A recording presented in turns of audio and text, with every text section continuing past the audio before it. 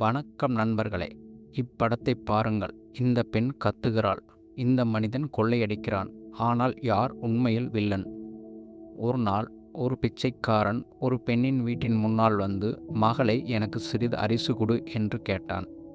இதை கேட்டதும் அந்த பெண், ஐயா, சற்று பொறுங்கள், இப்போதே கொண்டு வருகிறேன் என்று உள்ளே சென்றாள். அவள் உள்ளே சென்ற அந்த சிறு வாய்ப்பை பயன்படுத்தி அந்த பிச்சைக்காரன் யாருக்கும் தெரியாமல் அந்த வீட்டிற்குள் நுழைந்து சோபாவின் பின்னால் ஒளிந்து கொண்டான். சற்று நேரத்தில் அந்த பெண் அரிசியுடன் திரும்பி வந்தாள். ஆனால் வாசலில் பிச்சைக்காரன் இல்லை.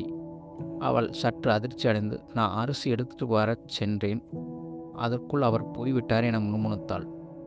பின்னர் அரிசியை உள்ளே வைத்துவிட்டு தன் அலைபேசியை எடுத்துக்கொண்டு சோபாவில் அமர்ந்து அதனை உற்று பார்க்கத் தொடங்கினாள். அடுத்து என்ன நடக்கிறது என்று பார்ப்பதற்கு முன் எங்கள் சேனலை சப்ஸ்கிரைப் செய்து உங்கள் கருத்தை கமெண்டில் சொல்லுங்கள். திடீரென சோபாவில் பின்னால் இருந்த பிச்சைக்காரன் வெளியே வந்தான்.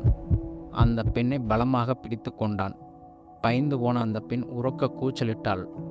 இருப்பினும் அந்த பிச்சைக்காரன் அவள் கழுத்தில் இருந்த தங்கச்சங்களை பறித்து கொண்டு அவளது அறைக்குள் நுழைந்து அலமாரியை உடைத்தான்.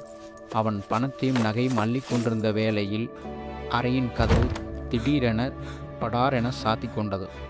அவன் திருப்பிட்டு திரும்பினான். நடுங்கிக் கொண்டிருந்த அந்த பெண் புன்னகைத்தாள்.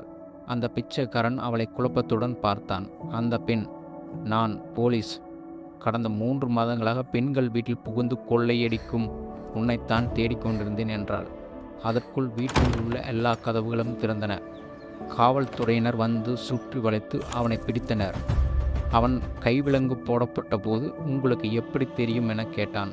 அதற்கு அந்த பெண் சொன்ன பதில், உண்மையான பிச்சைக்காரன் மகளே, சிறிது அரிசி கொடு என்று கேட்க மாட்டான், அம்மா கொஞ்சம் சோறு போடு என்றுதான் கேட்பான். இதனை கேட்டதும் கொள்ளைக்காரன் முகத்தில் அதிர்ச்சியும் வேதனையும் தெரிந்தன.